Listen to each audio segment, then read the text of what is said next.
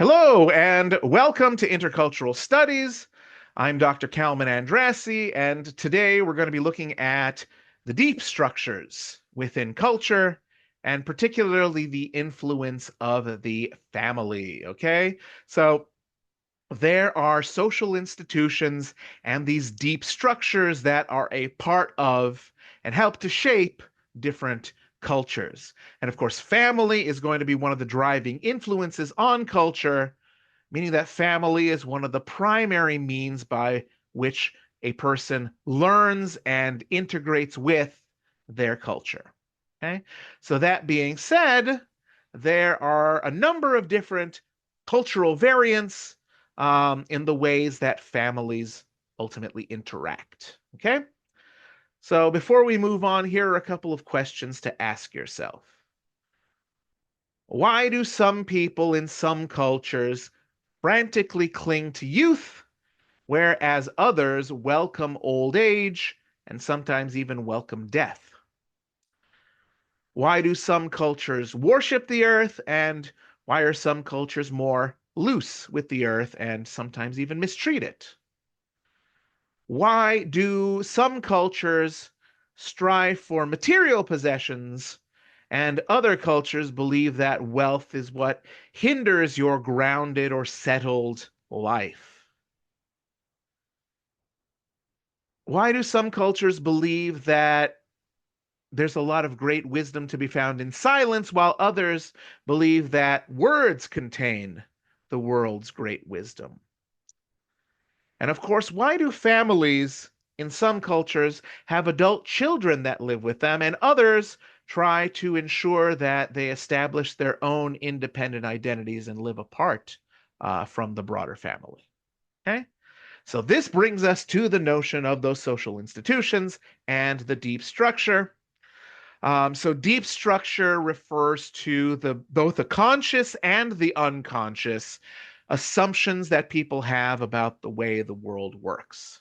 Okay?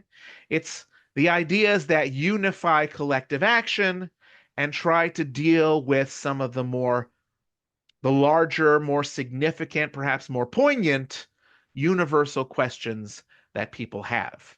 Okay? And of course, that deep structure is going to be influenced by social institutions, among which we have things like the family, the state or the government, and religion as contributing to our understanding of the deep structure of our cultures. Okay? So these institutions, these deep structure institutions, transmit a culture's most important messages. Okay? And one of the most important responsibilities of any culture is going to be to assist individuals in forming their identity. Okay? So, one thing to kind of consider is that you're not really born with an identity. Okay? It's through countless interactions that you discover who it is that you actually are.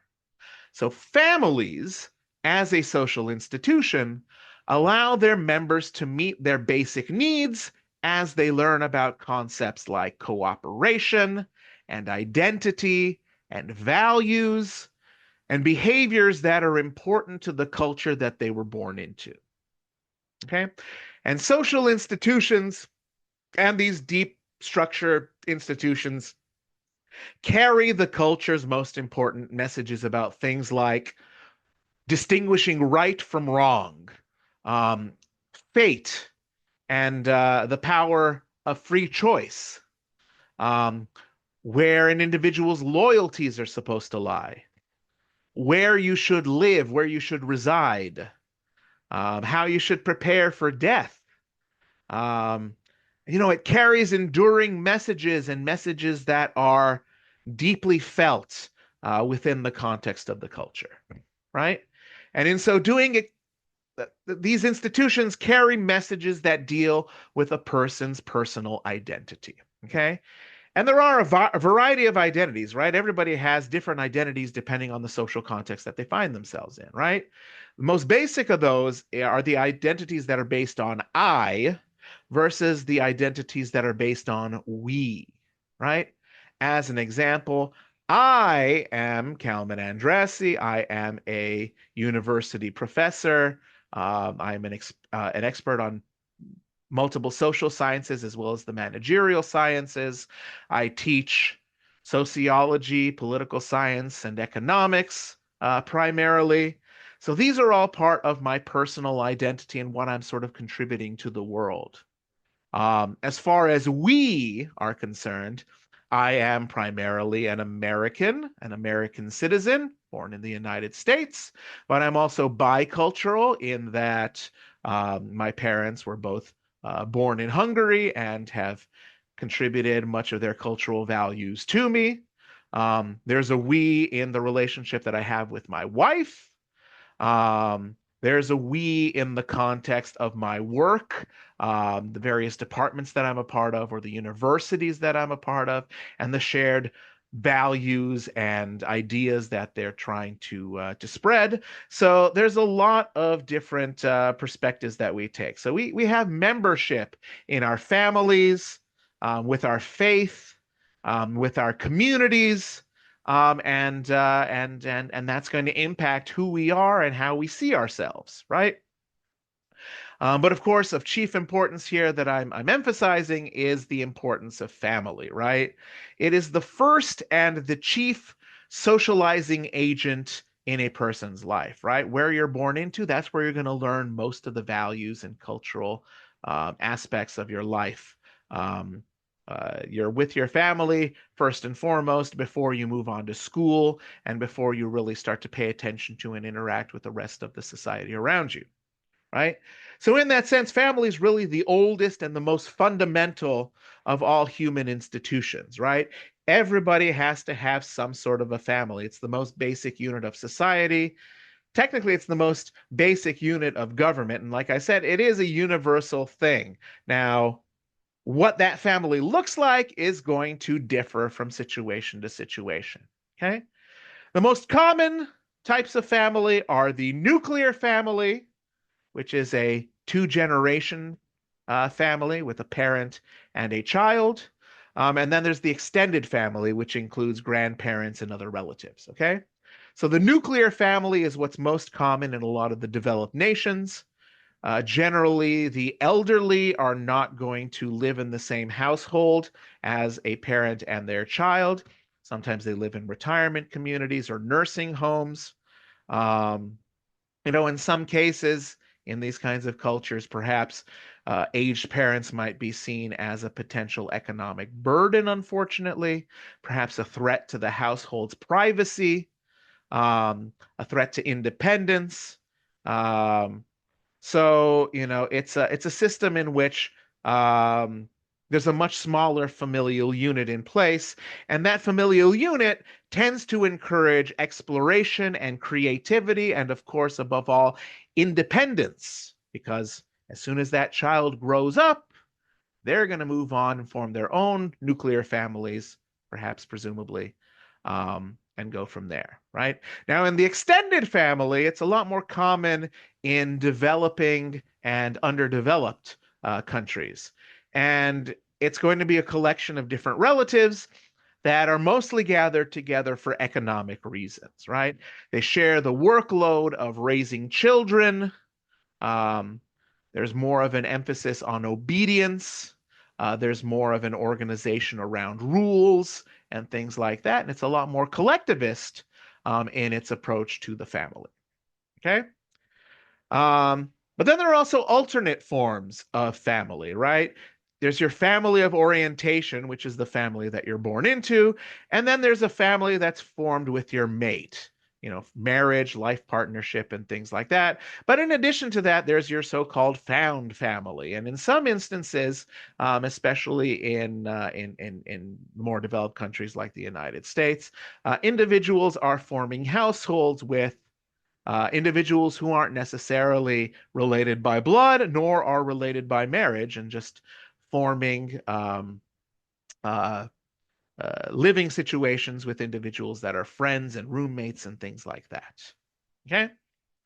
Now, There are some social changes that are taking place in different parts of the world that are potentially contributing to changes in these family dynamics. So, chief among those is, of course, economic changes. As people become more economically independent, there's more of an opportunity for the nuclear family to sort of thrive in a lot of these other places. But also at the same time, if the economy is doing poorly, sometimes individuals are finding themselves moving back in with their families, as was very common in the last couple of years, as the price of living has significantly increased in a lot of different places around the world. Okay.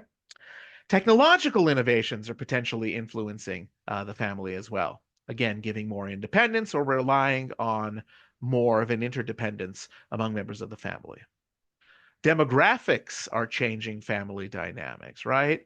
The idea of living with one's parents was kind of discouraged from about the 1950s on until really, I mean, even as a child, I think the expectation was that if you're living in the United States, you're probably going to move out of your parents' house either at the age of 18 or once you complete college, and you move on and you form your own families. And of course, that is much less the case in modern day times, right?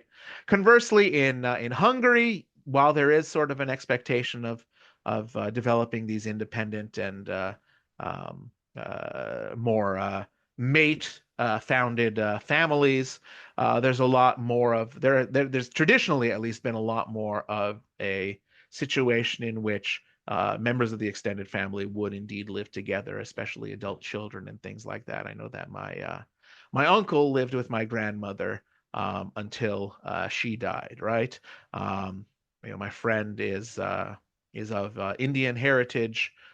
His parents came from Gujarat province in India, and he lives with his wife and his two children in his parents' home, and he takes care of them. So, there's a lot going on in that regard as well.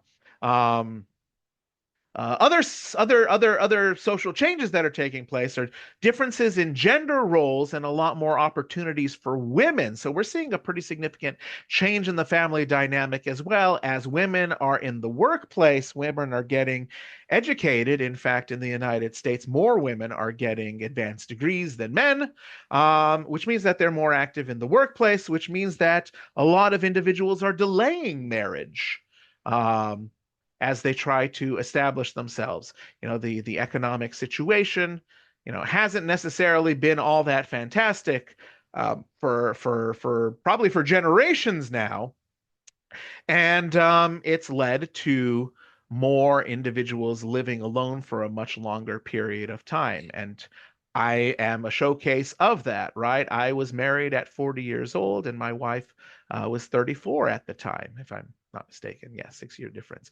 Um, so yeah, I mean, that's a product of my pursuing my advanced degrees, and establishing myself in the universities. And of course, my wife started her own business and had to devote a lot of time to making that successful.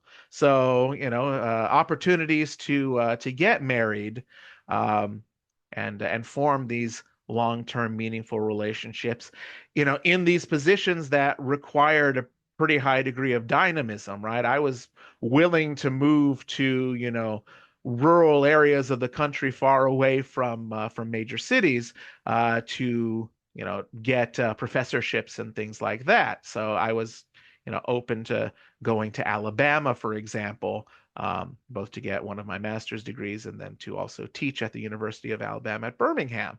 So that is not an easy thing to do if you're in a committed relationship, especially in the case of my wife, one that owns a business and has most of her clientele in the Los Angeles area, to pick up everything and then move to another part of the country and then move back and pursue these economic opportunities.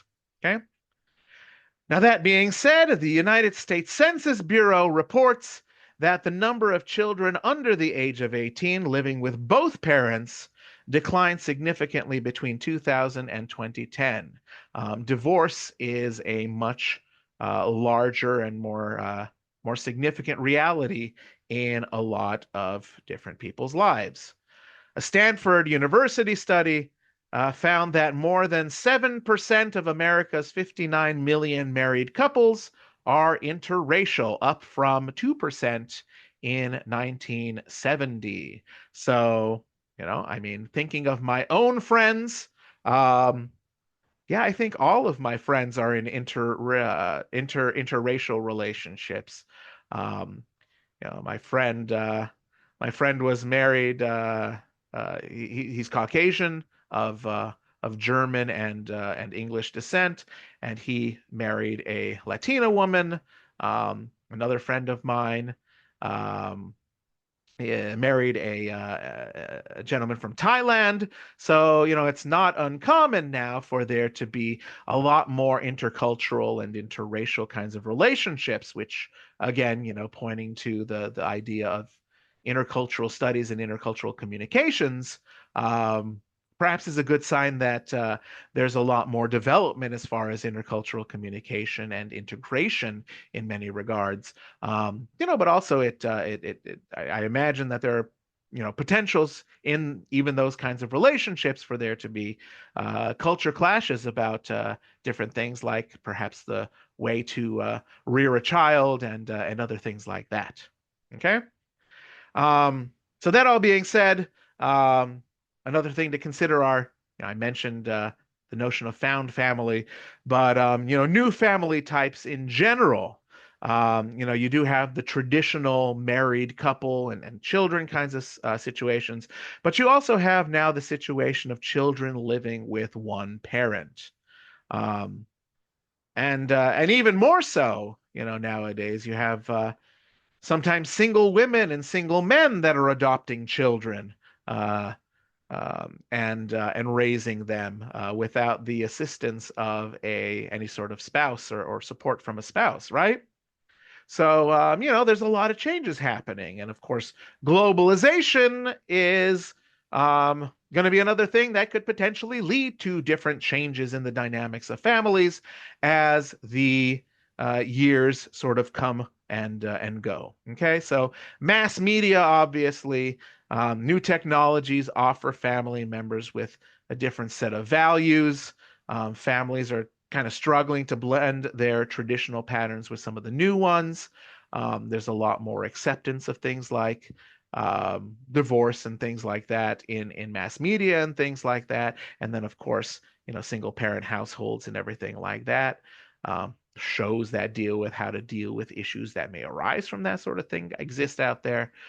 So there's a lot going on. And of course, mass media can also share some ideas about family structures and get people thinking, why don't we do things the way that they do it in India or China or Mexico or anything like that, right? Um, of course, migration is another element of globalization that could potentially affect families. So, people are leaving their home countries and going to other countries to try to escape poverty. Um, and, sometimes those wage earners are separated from their families for long periods of time. So, personal closeness to the family might deteriorate due to the absence of those individuals, and that could potentially affect the core values that they have in terms of their family. All right. So let's think a little bit then about the functions of family. Okay. So, what does family ultimately do? Um, well, first and foremost, I think most people would probably agree with this assertion. Family allows for reproduction. It allows a culture to perpetuate itself. It allows for individuals to get together, form bonds to one another, and eventually have children, right? The family serves an economic role and function, right? It provides for the practical needs of the family, right? Children, by and large, can't go out and earn money. Now, I know there are a couple of cultures where that is significantly challenged, but in the United States in particular, it's actively discouraged, right? A child under the age of 16 under very, very few circumstances would they be allowed to go out and earn a living and be hired by organizations.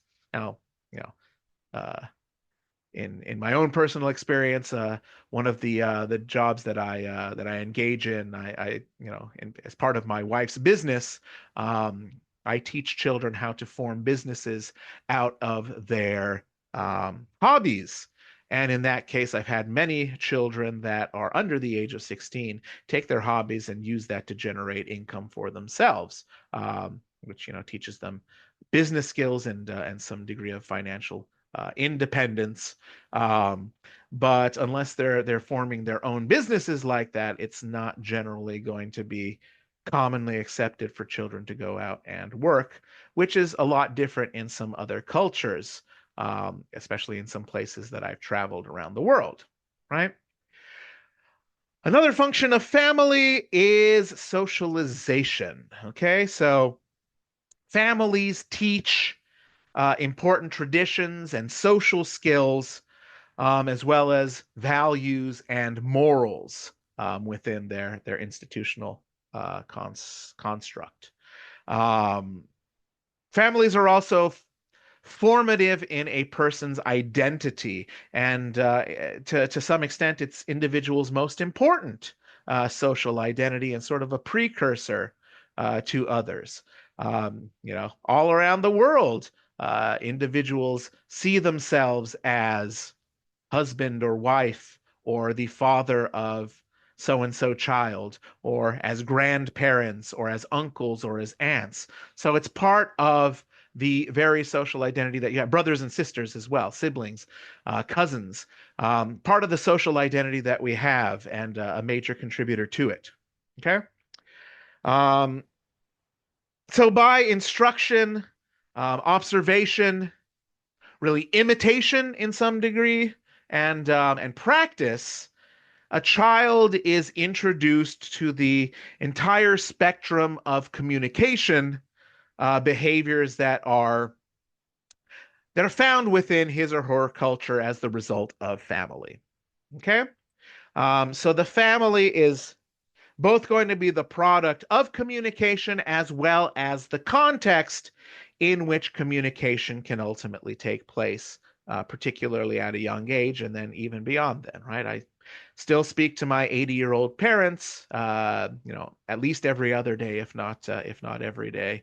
Um, and I visit them at least once a week, right? So communication still persists there.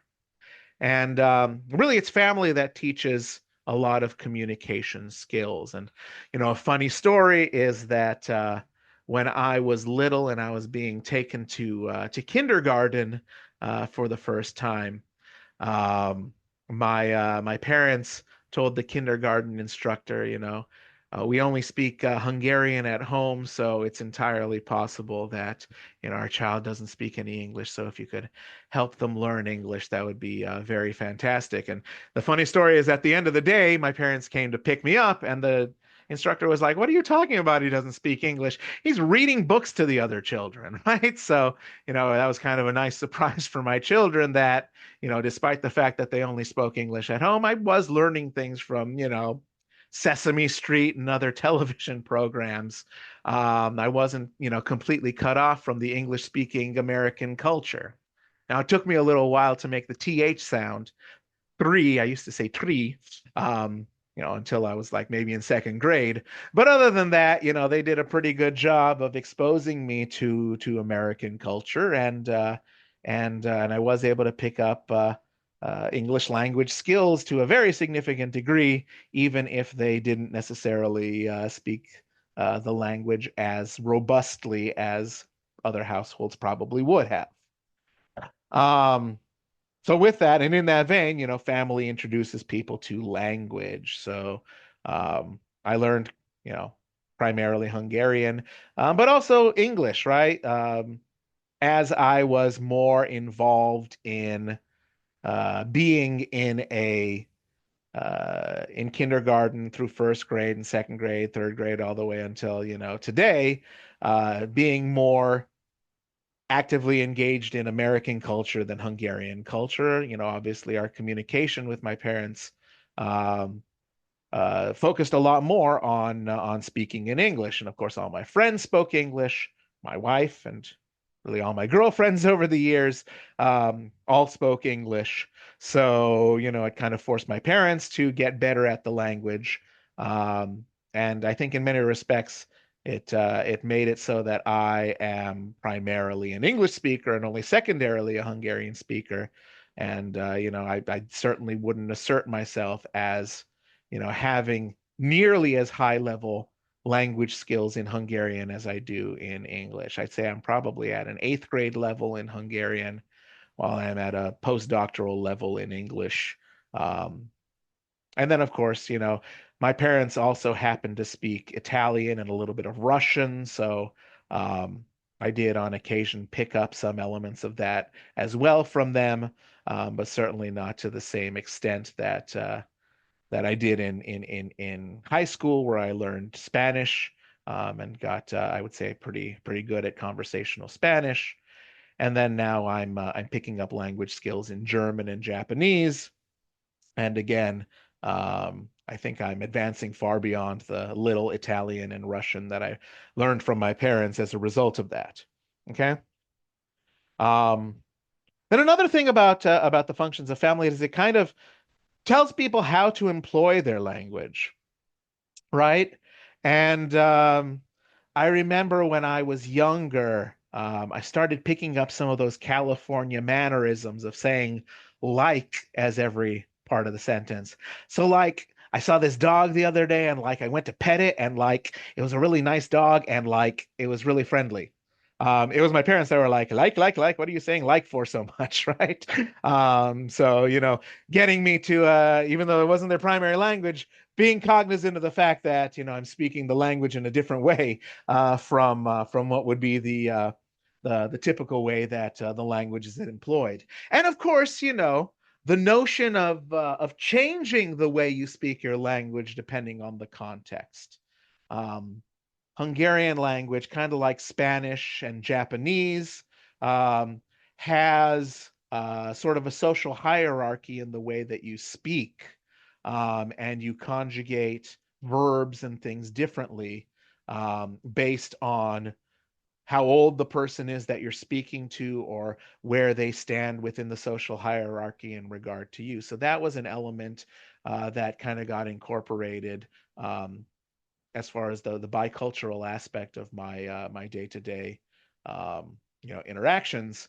And I think it in many ways made me a lot better at um, coming to a a good way of interacting with individuals that were, older than me or, in a position to be respectable, where I kind of paid more attention to the way that I was speaking to, even though those conjugations and different mannerisms and things like that didn't exist in the English language, especially in American English.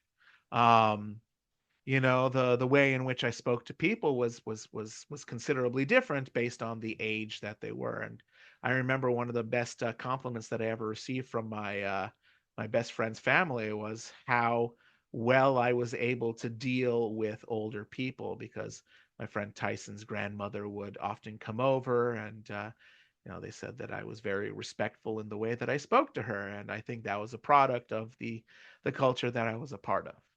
Okay. So additional cultural variants here. Gender roles, right? The way in which men and women are expected to behave and act is often considerably different depending on the circumstances here, right? So in the United States, to a certain extent, males are socialized to really be go-getters, right? To be successful, to be more aggressive, self-reliant, and as noted there, more sexual, right? There is a little bit of discouragement in the United States, I think, to females being uh, of a more sexual sort of a nature, which is kind of an interesting dynamic if you really think about it. And of course, those things are being broken down by the advent of the feminisms and things like that. Okay, but females on the other hand are taught to essentially be nurturing, sensitive, and to some degree interdependent, right? Relying on others and socially engaging in group activities and things like that. And of course, being appearance conscious, right? Um, as a male, I was never told how handsome or pretty I was, whereas women tend to reflect that that is the primary way that people compliment them based on their looks. So that's kind of an interesting social dynamic. And I think that's changing very significantly in the more recent years, however. So, you know, females taking on more of a success oriented role, like my wife, for example, starting her own business and things like that, rejecting a lot of the traditional ways of teaching how women should behave. I think to some extent is part of the reason for her own success, right? And then across different cultures in East Asia in particular, um, see things like Confucianism in China, um, calling upon men to be relevant members of society and focused on performing certain tasks within the context of society. And then women being more relegated to social dependence and taking on a functional role in spreading culture and being social, right? So the individuals that rear children, the individuals that organize social functions and things like that would oftentimes be women in those cultures. Okay. Um, in Latino and Latina cultures, right? Males are considered the undisputed authority, and the oldest son is usually the person that is in charge when the father becomes absent. And uh, females, meanwhile, women are the homemakers, and the concept of motherhood is treated as a sacred duty that is undertaken by Latino and Latina families. And it's part of the reason that there's a lot more of a cultural emphasis on having big families in those sorts of societies, right? And then we have Indian cultures, so more of the South Asian perspective. So the religion of Hinduism positions masculinity and femininity as sort of oppositional forces to some extent. So in that sense, males in many respects are considered superior, and females are expected to be devoted to their husband's welfare and serve functions of promoting the family, while the males are to be treated as the individuals who are in charge and are going out and earning money, in the livings and the jobs that they're holding, um, to a very significant extent, right? So, you know, um, as far as gender roles in general, and westernization and globalization, that's, like I said, starting to change some of these gender roles. And women are increasingly, really across multiple different cultures, even the more conservative cultures, are being incorporated into the world economy, right? And most guard against applying Western standards to all, but there's still that influence, I think, that we're able to see in many respects. Um, so apart from the family, just the idea of individualism and collectivism. I mean, not apart from the family, but apart from gender roles is what I mean to say. Family is also one of those places that instills a sense of individualism and collectivism and the combination thereof, and how much you're to prioritize different aspects of uh, of those dynamics of interacting in the world. Okay, so, there's sort of a dimension or a continuum, if you will, along which a culture is placed, from being highly individualistic versus being highly collectivist and everything kind of in between. So, individualistic cultures are going to be those cultures that tend to value the individual over the group.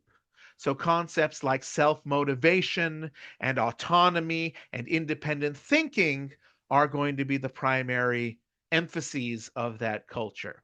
And I think the United States is one of those cultures that tends to be more individualistic.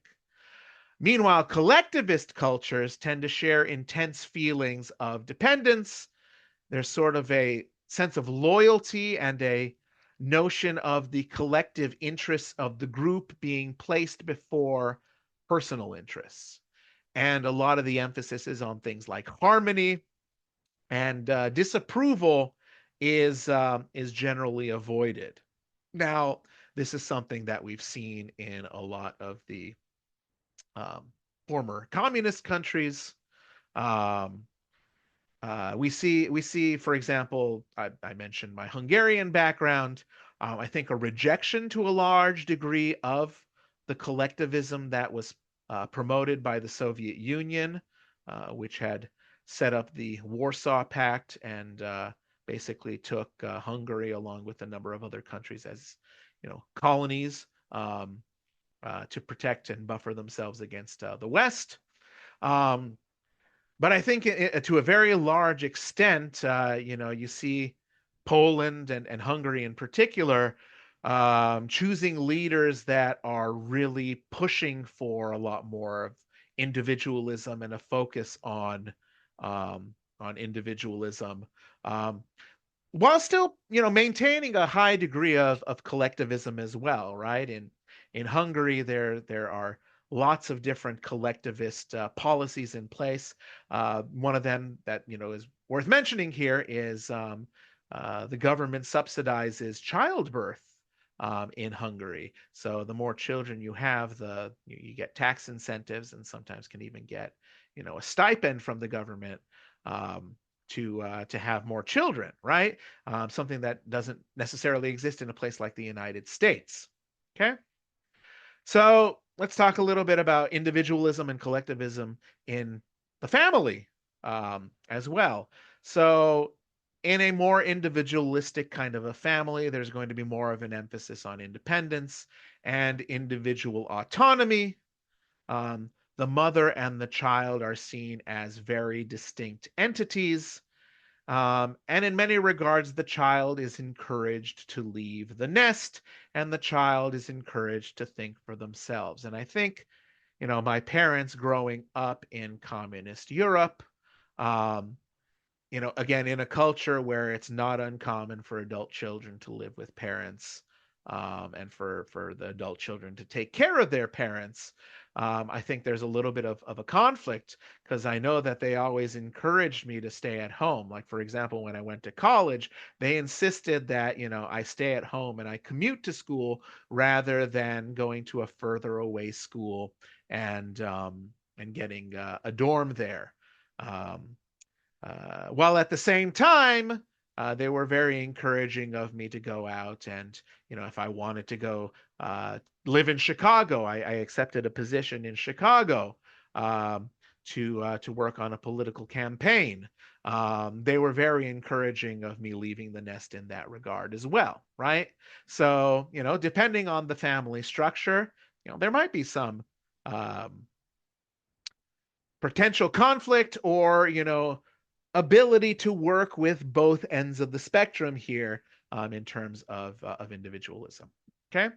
Now, as far as collectivism, family interdependence is very much stressed, right? And extended families tend to rely on each other for caring for children and for friendship and for support and things like that. And so, in that sense, the family is ahead of the individual, right? And this is something that we see in a lot of different cultures. In India, in particular, like I said, my friend is of Indian heritage, and my friend and his wife go out and work, and it is the grandparents that are taking care of the children and teaching them to a large extent, when they're not in school or anything like that. Um, so that's a little bit of a contrast in some other cultures, right? I think in the United States, to some extent, that is not an uncommon collectivist element in the family either, though. Um, if you really think about it, it's not uncommon for grandparents to take care of children while the parents are away, and in some cases, the grandparents act as caregivers of the children. while the parents are at work and things like that. So again, it's sort of a spectrum, and there's probably no such thing as a society that's entirely individualistic and a society that's entirely collectivist, because individualism and collectivism are both elements of a successful social system. So um, in some instances, individualism is probably going to be encouraged, and in some instances, there's probably going to be more of an emphasis on collective activities as well. Okay. So in addition to that, let's take a look at cultural variance regarding treatment of the elderly in some social settings. Okay. So the United States, I think to a pretty significant degree, is obsessed with youth, and there's a preference of youth to old age, and that has traditionally resulted in age biases. Um, Individuals, once they reach a certain age, sometimes find it very difficult to find jobs, and things like that, with younger individuals often being chosen among them. Now, that being said, that's not necessarily universal. College students and individuals fresh out of college sometimes find themselves having difficulty finding jobs because there's sort of a sweet spot of youth to elderly, that jobs unfortunately seem to have a bias for. But of course, there are exceptions to the rule. And again, America is the United States is considered a very multicultural society, really considered the first, multicultural country that you know, has traditionally been put together as a melting pot of different cultures, right? The initial English influence, then the French influence following the Louisiana Purchase, the influx of German and Eastern European individuals, as well as the Irish into the United States. Before the turn of the 20th century, and then a large influence of Asian cultures initially coming into the west coast of the country, as states like Washington, Oregon, and California were formed in the 1800s. So, the United States, in the 50 states that make up the United States, you have a wide array of different cultures that are present, right? Um, so as far as Native American culture, individuals who are here before Europeans arrived, elders are seen as the safekeepers and carriers of the oral traditions and histories and stories about society. In African American communities, oftentimes grandmothers are seen as the primary and central role in the family as well. They're sort of the matriarch above everybody else. Okay. In Asia, there is a lot of a devotion to the past, and to elders and to ancestors, to a significant degree, right? With a lot more reverence and deference to the older members of the population. In Latina communities, the elderly are also considered highly respected and cared for, right? Um, you've got the compadrazgo, or godfather, elements of society as well, where older individuals are um, kind of integrated as part of families and held in high esteem, and are seen as part and parcel of the family structure, even though they're not necessarily going to be related by blood to the individuals that they've kind of pledged to be part of their lives in. Okay. And of course, you have things like Arab cultures where young people are encouraged to listen to and learn from their elders. Again, to a much greater degree, I think, than we see in a place like the United States, which again is very highly individualistic, and I think emphasizes independence, which comes usually at an early age. And, as individuals tend to age, they tend to have more social needs. And as a result, um, there's more of a collectivist approach to old age. And I think, unfortunately, it's seen as undesirable in some parts of the United States to be, you know, uh, dependent on others, but also to have that social dynamic of needing to be part and parcel of a larger community in order to be able to get by. So that's kind of an interesting thing to really mull over and to consider as well. Okay, so that all being said, let's kind of end things off with the notion of social skills that, again, the family is all about teaching. So, as far as communication, which, if you watch the first video, is part and parcel with the notion of culture. Culture is communication, and communication is culture. It's really the family that teaches you a lot of interesting dynamics as far as communication is concerned, right? It's the family that teaches you when to start and when to stop a conversation, right?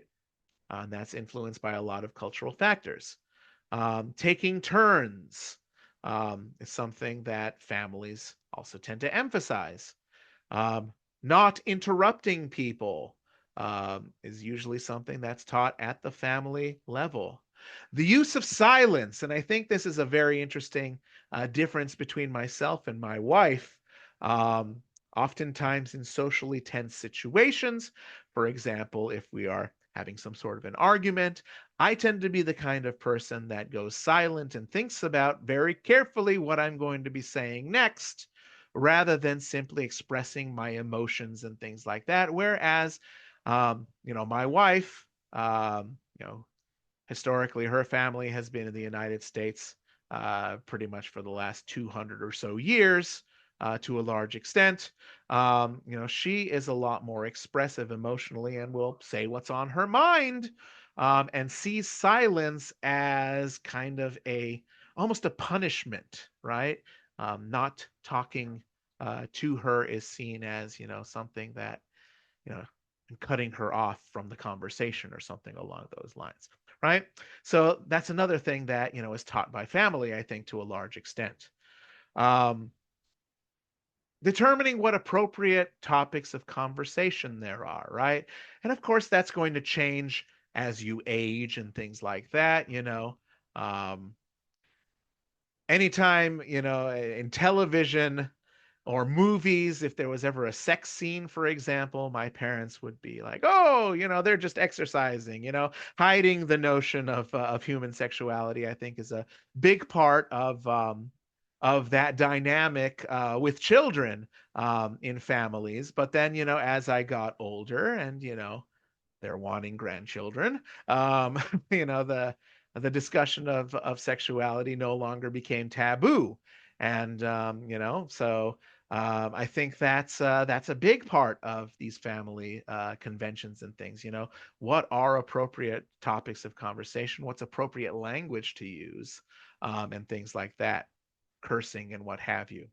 And then, of course, the use of humor, right? Um, I was fortunate enough. My mother was actively involved in the theater before she came to the United States. She loved comedic acting, so she's a pretty funny person. My dad has this cynical, snarky humor that I think has served me well, and it's allowed me to sort of develop my own sense of humor. And I too was involved in the theater in college, and I've been a part of a couple of independent theatrical productions and things like that.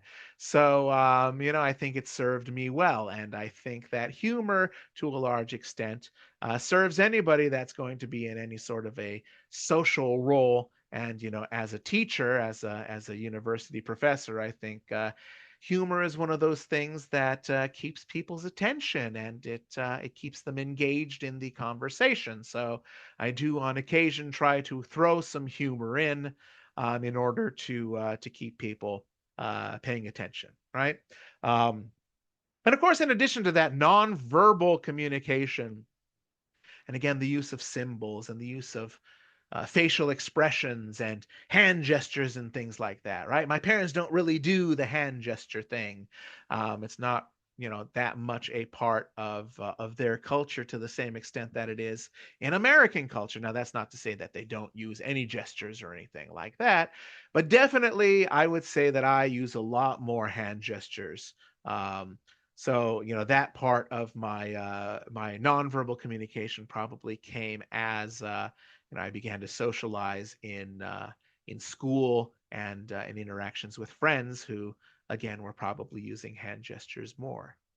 Um, Funny story is that it's not that funny, but more or less funny story is that in high school, I started to incorporate a lot more hand gestures because I saw that the student body president, so the our elected representative from our class, um, really used gestures to really emphasize and punctuate certain points. And in many ways, I emulated her manners of speaking um, for a good long while because I felt like it was a very engaging way of speaking that really caught the attention of the people that she was speaking to and made her seem a lot more personable as a result. And I wanted to be more personal. I was a fairly shy individual up until just about high school, um, and then I kind of turned into a little bit of a social monster after that. But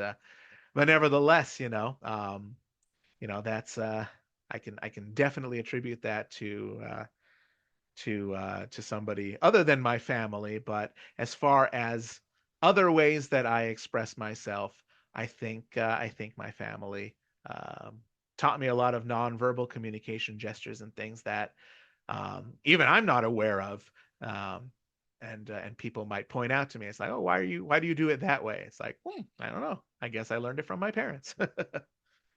um, Aggression is another element that family is about teaching, and in some instances, when to encourage aggression and when to avoid aggression.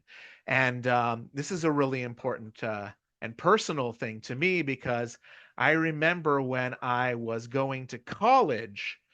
There was a comment that my father made to me that he kind of wished that I was a little bit more aggressive in my day-to-day life, which was kind of an interesting thing, right? Because to a lot of people, people would see me as a very intense and perhaps even aggressive individual.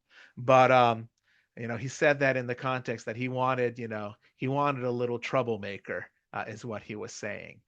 So he wanted me to be, really focused on sports. And, I was focused on sports. I played baseball for 6 years. I did play basketball for about 2 years. And I did swimming and water polo for 4 years. But my father was like, I really wish you played hockey or football or one of those really aggressive sports, because he was into, those kinds of things. Um, um, I wanted to take martial arts, but my mother didn't let me. So that would have been another thing that I think he probably would have been really into. But otherwise, wasn't a thing. Okay. Um, Moving along, decision making is a element of family based encouraging and teaching that comes into play, right? How to go about making choices is heavily influenced by your family. How to come to conclusions about the way the world works and things like that. So in really individual oriented families, uh, you tend to have more verbally expressive children. Um, Sometimes spouses may play a larger role in the decision-making process, right? There's a lot more input. Whereas in other types of families and other types of roles, sometimes there's a central decision-making authority whether it be the husband or the wife or the father or the mother, and decisions are basically formed and made on that basis, without too much input or objection from other family members, right? Um, so that's kind of an interesting dynamic, and perhaps part of the Americanisms in me. That's um, something that as I move forward and I want to form my own family and have my own children, I would probably be more in the idea of sharing the decision-making process and getting kind of a democratic input from all members of the family before coming to certain conclusions, which I think would be abhorrent in some cultures, and according to the perspectives of some individuals, right? Um, but that basically covers everything that I wanted to discuss with regard to the family here. So to kind of put things in summary, the deep structure of a culture, which includes the family and the state and the religion, those are all very important because they perpetuate a culture's most significant beliefs, and their values. So families, meanwhile, they take on a lot of different forms, the most common of which, again, are the nuclear or the extended families. Um, and they have these key functions of, reproduction, economics, socialization, language acquisition, um, values, and religion, um, personal identity, communication, all these different things. And of course, cultures, by using the family as sort of a transmitter of key elements of culture, they teach gender roles, they inculcate certain views on individualism and collectivism, and they perpetuate perceptions of things like aging and the elderly, um, and the development of social skills as well. Okay? So, with that, have a fantastic day, and I hope to see you in the next video.